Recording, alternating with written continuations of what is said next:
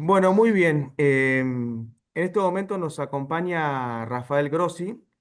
Rafael es director general del Organismo Internacional de Energía Atómica, es argentino, es una de las personas que se encuentra extremadamente ocupada, digamos, en estos tiempos, con una agenda colmada de compromisos, pero que a lo largo de los últimos años nos ha hecho un lugar en su agenda para poder acompañarnos en las distintas convenciones y no podemos, desde el instituto, más que agradecer y decirle a Rafael que es un honor que una vez más nos pueda estar acompañando. Sabemos que tiene muchísimas responsabilidades e insiste, una agenda totalmente colmada y se ha hecho un hueco para poder conversar con nosotros en nuestra convención.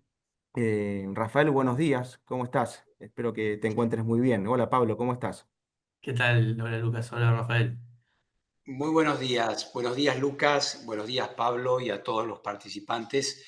Muchísimas gracias por esta oportunidad de estar con ustedes. Al contrario, el agradecido realmente soy yo de tener esta posibilidad. Para mí, justamente la oportunidad de poder dirigirme a un auditorio eh, que es realmente tan destacado y profesional como el del Instituto es una oportunidad y compartir con ustedes mis impresiones desde la posición que ocupo, que tiene en estos momentos y con la evolución de la agenda internacional, que seguramente vamos a estar discutiendo, un papel relativamente importante en el tratamiento de algunas de las crisis y situaciones complejas en la agenda internacional. Así que encantado de tener este espacio con ustedes. Muchas Eh, gracias nuevamente, Rafael. Bueno, como no sé si sabrás, todas las convenciones tienen un lema. Esta es nuestra convención número 46. El lema que hemos trabajado y elegido es compitiendo en un mundo en transición, oportunidades y desafíos. Entonces hablamos del mundo como contexto y luego vamos hacia Argentina en lo particular. Eso es parte de la agenda que vamos a estar digamos, compartiendo durante el día de hoy y durante el día de mañana.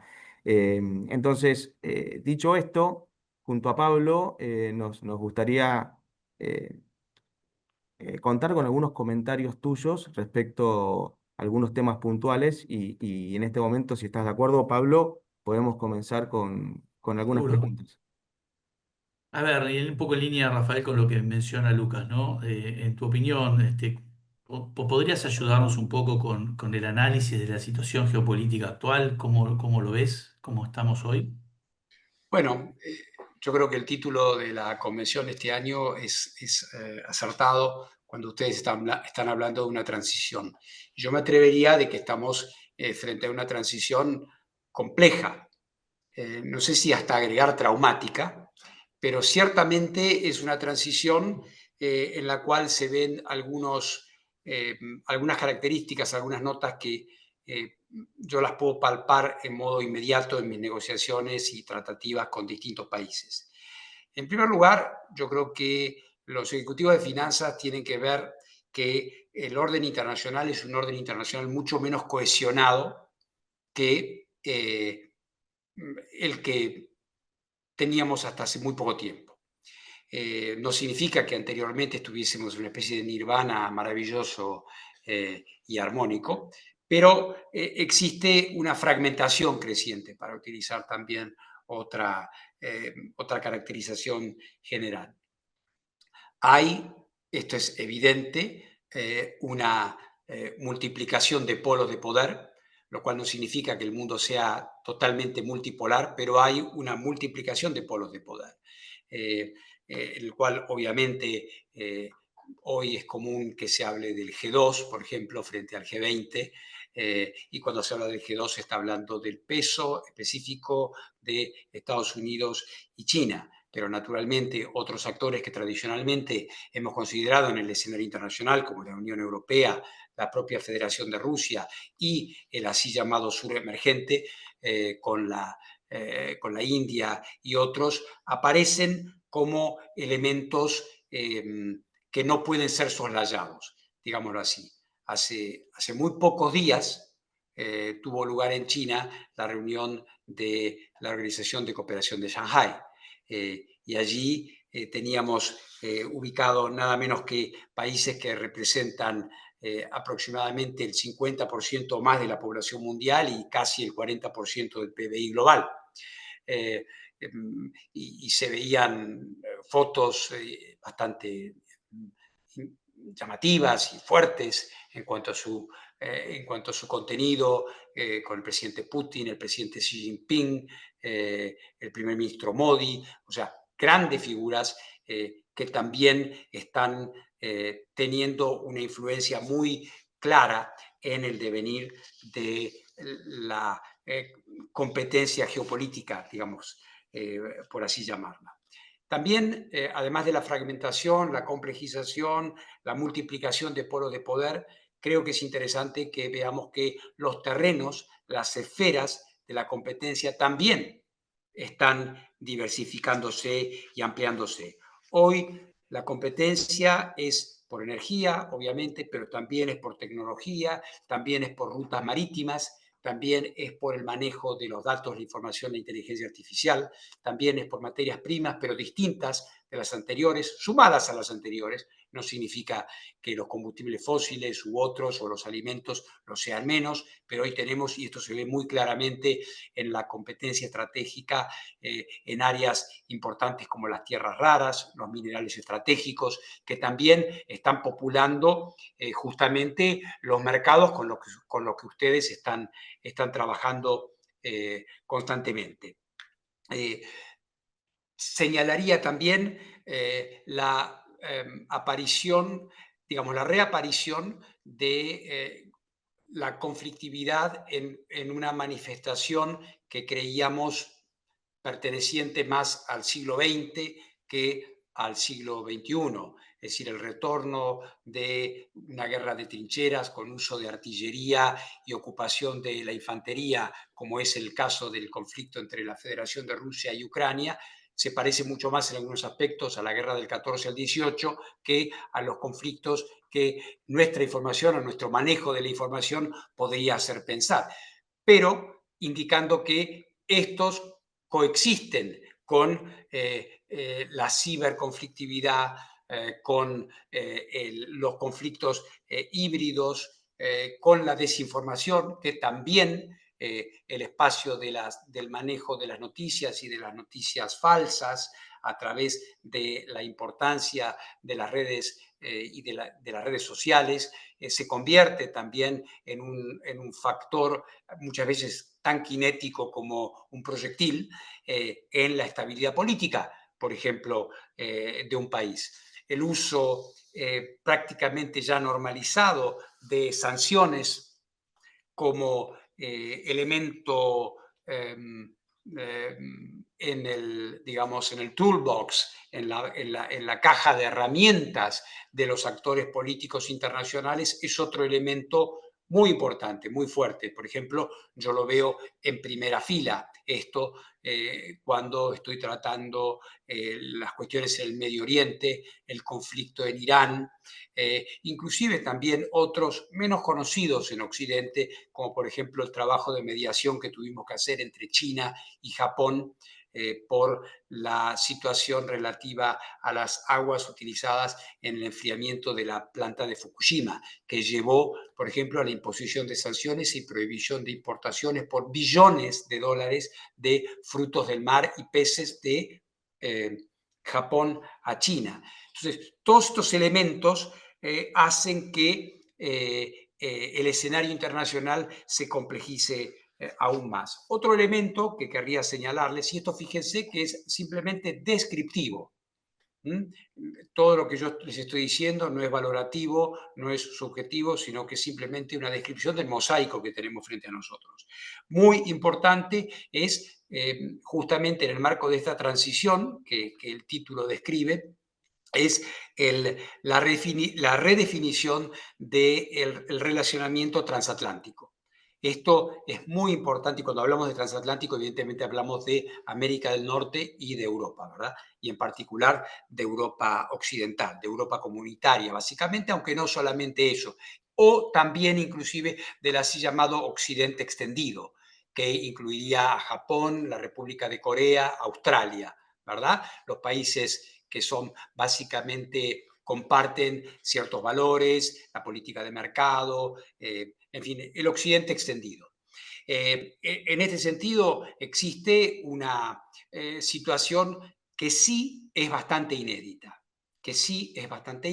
porque no oculta, si bien las tensiones y las diferencias transatlánticas siempre han existido, porque no existe una comunidad de naciones donde haya siempre un alineamiento perfecto, han habido otros momentos de tensión, ahora es como que este relacionamiento transatlántico es abiertamente cuestionado,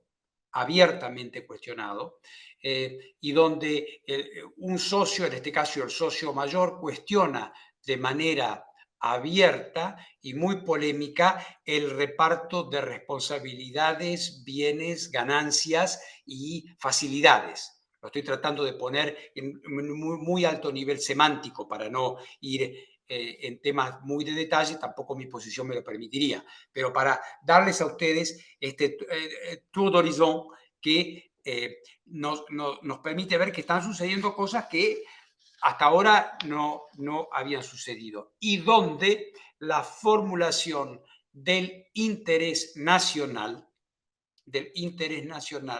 vuelve a ganar terreno en muchas de las narrativas, al menos en el plano transatlántico, por sobre la idea de comunidad de valores o valores comunes que pueden existir. Se mantiene, sí, en el plano de la Unión Europea, aunque también, si ustedes descienden en el análisis de la membresía de 27 estados, ustedes van a ver, yo no los voy a nombrar, pero ustedes saben cuáles son, donde van ustedes a ver algunos países que tienen aún dentro de la comunidad, una posición bastante disruptiva y separada de la que puede ser, digamos, mantenida desde el centro del eje en Bruselas.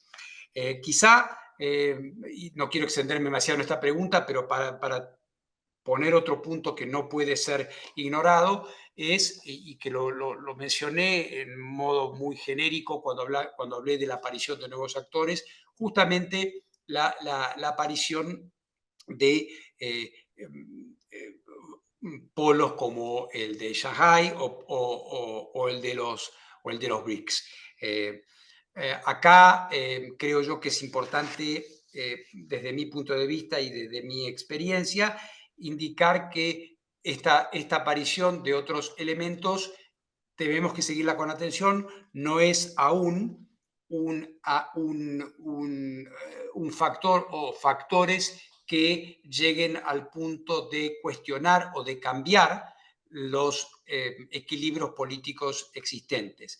En el caso de los BRICS, muy importante, sobre todo ahora con los BRICS ampliados, no debemos olvidar que se trata de un grupo muy heterogéneo. Entonces, cuando ustedes ven muchos de estos análisis que habla de un polo disruptivo o de un reemplazo o de una aspiración al reemplazo en una predominancia internacional, esto yo recomiendo mirarlo con mucha prudencia porque si bien estos países juntos representan, como decía, en el caso de los BRICS, 40% de la población mundial, 32% del PBI, y coordinan en cierto modo algunas posiciones, no hay una posición común. Es decir, entre Brasil, India y la China existen enormes también diferencias y también competencia interna. Sin embargo, aclaro, son importantes nuevos factores en la situación internacional. Quizá también apuntar la aparición de otro escenario tradicionalmente no tan considerado como es el del así llamado Indo-Pacífico, que es también otra etiqueta nueva o relativamente nueva, que es este espacio de gran competencia naval y comercial que incluye al Mar de la China, todo lo que sería Oceanía en nuestra terminología argentina, no sé si ya ni siquiera se habla más de Oceanía, pero digámoslo así, donde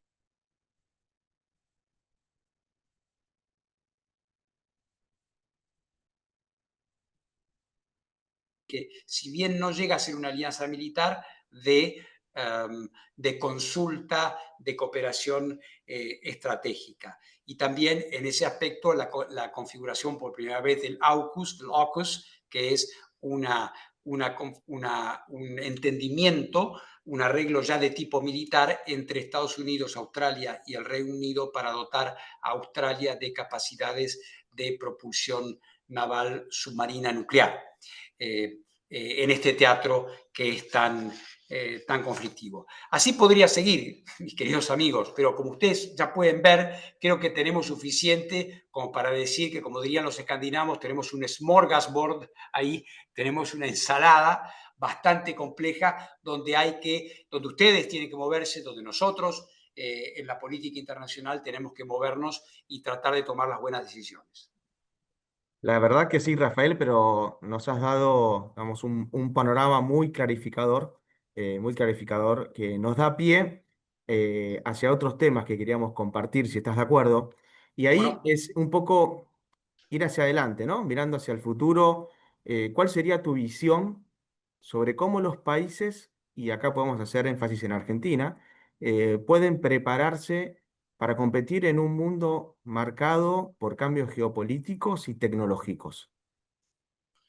Bueno, es una pregunta vastísima, Lucas. Yo creo que la primera cosa, por lo menos en mi experiencia, y creo que se aplica a otras, es un poco relativa a la pregunta anterior. Hay que entender el mundo, o hay que tratar de entender el mundo. Y la comprensión del mundo pasa por una visión desapasionada del mismo. Esto también es muy importante porque en momentos de, como diríamos en Argentina, de grieta, también se puede aplicar globalmente, existe siempre, obviamente, la gran tensión o atracción, no digo tentación, porque tampoco es malo que sea así, a mirar el mundo bajo el prisma de nuestras preferencias, de nuestros valores, cualquiera que sean ellos. En este espacio del instituto, obviamente, hay una comunidad de valores, creer en los valores de la independencia, de los derechos humanos, de la libertad de los mercados, de la dignidad del individuo, una cantidad de cosas, pero cuando vemos este mosaico que les acabo de describir,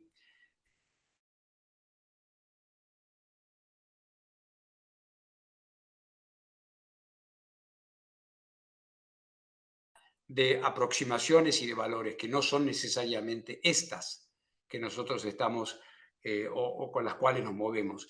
Y lo importante es que justamente al aproximarnos a ese mundo de una manera desapasionada, quiere decir tratando de entenderlo, creo yo que el gran desafío de los ejecutivos de finanzas, de los políticos internacionales, del sector privado, de la economía real, es justamente hacer una aproximación a la actividad económica o financiera teniendo en cuenta con ojos bien abiertos, ¿no? Como decía la película de Kubrick, donde veamos realmente la realidad tal como es, porque no hacerlo nos lleva a decisiones equivocadas. Y déjenme ponerles un ejemplo muy claro. Es decir, cuando se tienen ciertas políticas en materia tarifaria internacional que parecieran darse de bruces con ciertos principios obvios de la economía y del comercio internacional, bueno, no hay que enojarse con la realidad, hay que entenderla y ubicarse frente a ella, salvo que seamos analistas o comentaristas, ¿no? Que no es el caso ni de ustedes ni de mío, porque somos operadores frente a esa realidad. Creo que eso implica, porque mencionabas al caso de la Argentina, implica una conciencia muy clara de cuáles son nuestras fortalezas y nuestras debilidades que existen. Y creo que nuestras fortalezas existen y son muchas, y la potencialidad existe. Yo les puedo decir que debido a mi nacionalidad, evidentemente en mi interacción, y tengo el privilegio por el trabajo que tengo, de hablar con todos los líderes mundiales y muchas veces tener conversaciones bastante confidenciales con ellos por el tema que yo manejo, y lo que sí les puedo decir es que hay una alta consideración de la Argentina y de la potencialidad argentina. Esto yo lo veo de manera muy clara, y no solamente por cuestiones de carácter político, que sí también están, sino por su ubicación en estos elementos que mencionábamos: el tema energético, el tema de la minería, el tema de los minerales estratégicos, el tema de la alimentación, o sea, una cantidad de activos con los que cuenta la Argentina. Y hay uno muy importante, muy, muy importante, que tiene que ver con mi actividad y con, creo, la que van a ir describiendo algunos de los otros panelistas en esta sesión, incluido mi gran amigo Demian Reidel y otros, que es la capacidad argentina, les diría más, porque vamos a hablar quizá de lo nuclear, pero tecnológica. Ustedes vean que obviamente los grandes actores, pero los países que han logrado dar un paso adelante, tengo en mi mente los Singapures de este mundo, tengo en mi mente la República de Corea de este mundo, que cuando yo era chico era un país menos desarrollado que la Argentina, que tenía también gobiernos militares como la Argentina. Todos los coreanos que hay en la Argentina emigraban de Corea para venir a la Argentina. Es decir, imagínense ustedes eso. Y en todos esos países el elemento tecnológico fue importantísimo en ese salto cualitativo que se dio. Por lo tanto, yo tengo una visión razonablemente optimista si nuestra visión es una visión, digamos, objetiva y, como decía antes, desapasionada. Ahí lo mencionaste a Demián y luego de escucharte estos últimos años que nos explicaste la importancia de las políticas públicas de largo plazo y que la Argentina en energía nuclear tenía una política pública, alguna vez recuerdo que dijiste que desde los años 50.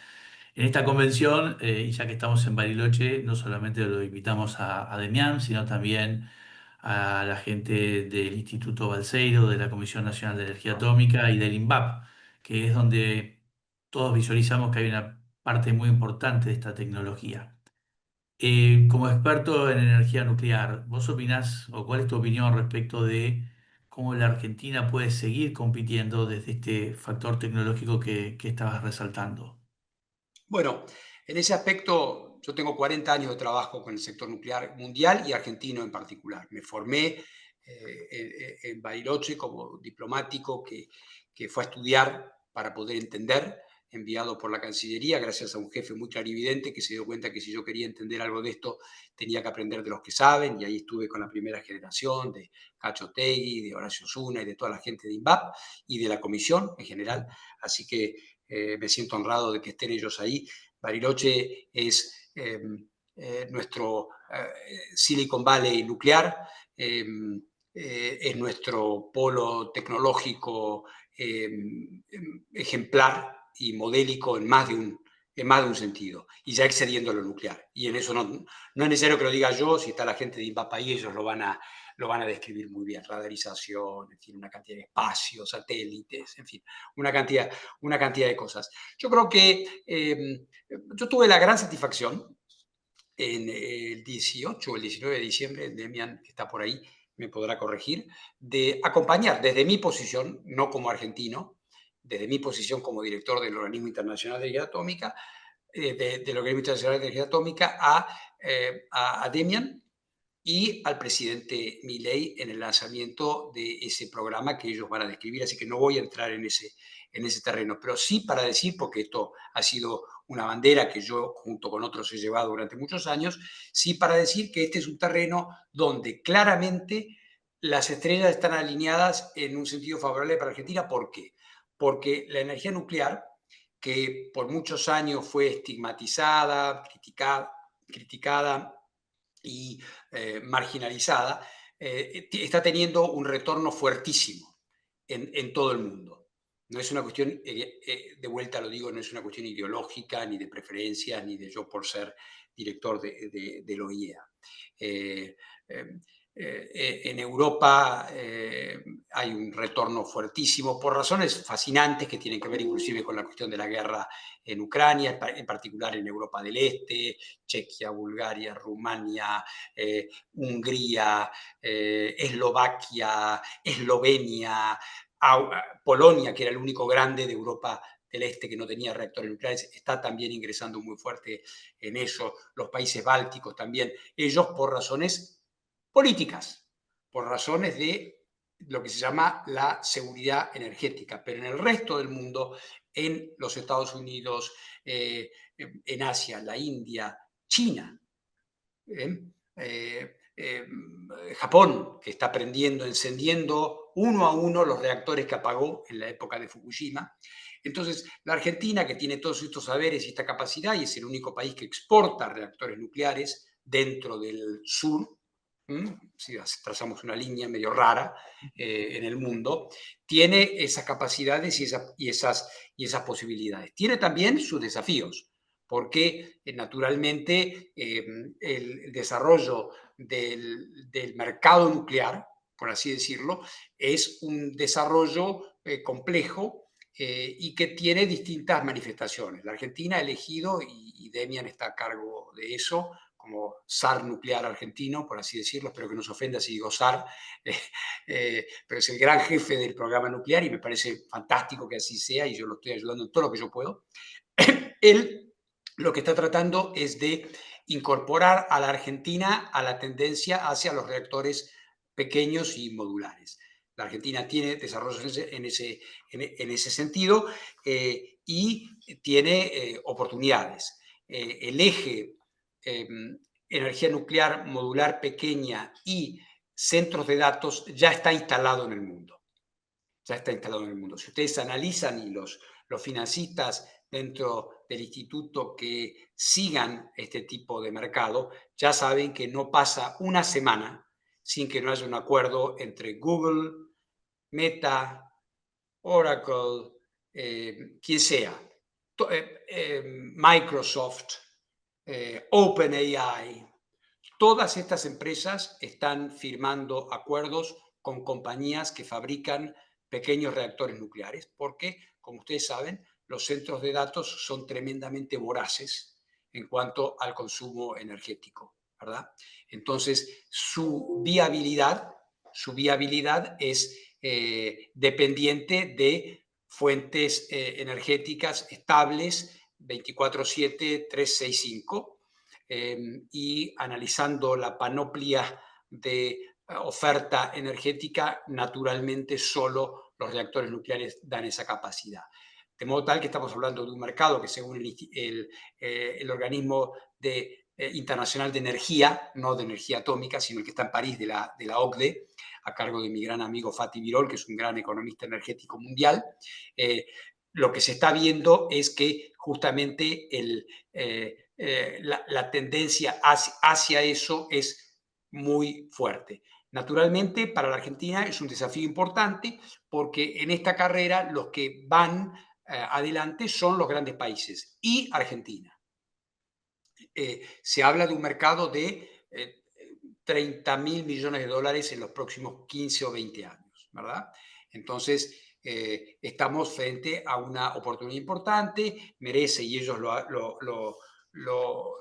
lo detallarán, merece un marco regulatorio claro y estable, merece mecanismos de mercado para atraer inversión, porque también, obviamente, esto se realiza en un marco de políticas públicas argentinas de no inversión pública o de inversión pública muy acotada. Requiere esto innovación y colaboración público-privada, y hay esfuerzos en ese sentido. Indica también la necesidad de esfuerzos de integración internacional y de financiamiento. No sé si es válido para el caso de Argentina, pero estoy muy orgulloso de haber logrado por primera vez en la historia un acuerdo entre el OIE y el Banco Mundial. El Banco Mundial prohibía inversiones en materia nuclear. Y esto por telarañas ideológicas, etcétera, etcétera. Y con Ajay Banga, el presidente del Banco Mundial, en París firmamos un acuerdo y ahora, como un dominó, como ustedes se pueden imaginar, porque como en la música el Banco Mundial ping, marca el tono, ahora el BID, el Banco Asiático de Desarrollo, hasta el Banco Islámico de Desarrollo, el Banco Africano de Desarrollo, la CAF, todos ellos están viniendo para hacer acuerdos con nosotros. Básicamente los acuerdos que quieren hacer con nosotros es para que nosotros le demos la experticia técnica para analizar. Por ejemplo, viene un país, ¿no? X. Le voy a citar uno, por ejemplo, que es bastante inesperado. El Salvador. El presidente Bukele quiere tener un SMR. Bueno, evidentemente es un país que no tiene una tradición como la que tiene la Argentina. Entonces, si vienen con un pedido de financiamiento a la CAF o al BID, entonces nos piden a nosotros que hagamos una evaluación de seguridad. Poco esto es la idea. Rafael, bueno, creo que no queremos abusar de tu tiempo. La verdad que has marcado varios ejes que supongo serán temas de discusión durante el transcurso del resto de la convención. Nos has dado un pantallazo muy interesante y muy profundo de cómo tenemos que leer el mundo. A veces cuando uno está en la Argentina tan lejos, tiende a mirar puertas adentro y no abrirse, con lo cual siempre es muy bueno tener la posibilidad de compartir estos momentos con vos. Agradecerte mucho en nombre del instituto que nos vuelvas a acompañar y bueno, y esperamos que tu agenda complicada nos permita el año que viene, donde te vamos a volver a convocar, a que nos puedas acompañar personalmente. Muchísimas gracias en nombre de todos. Así espero, Pablo, Lucas, muchas gracias a todos ustedes por la posibilidad. Saludo, aunque esto está pregrabado, sé quiénes están ahí. Los saludo a todos ustedes. Les mando un muy fuerte abrazo y, por supuesto, un placer compartir mis experiencias y mis observaciones de este mundo tan complejo y fascinante con ustedes para un mayor éxito de los ejecutivos argentinos de finanzas. Muchísimas gracias y mucha suerte para todos. Gracias. Muchísimas gracias, Rafael. Muchísimas gracias, Pablo. Un honor tenerte. Y bueno, seguimos adelante. Hasta la próxima. Gracias. Gracias.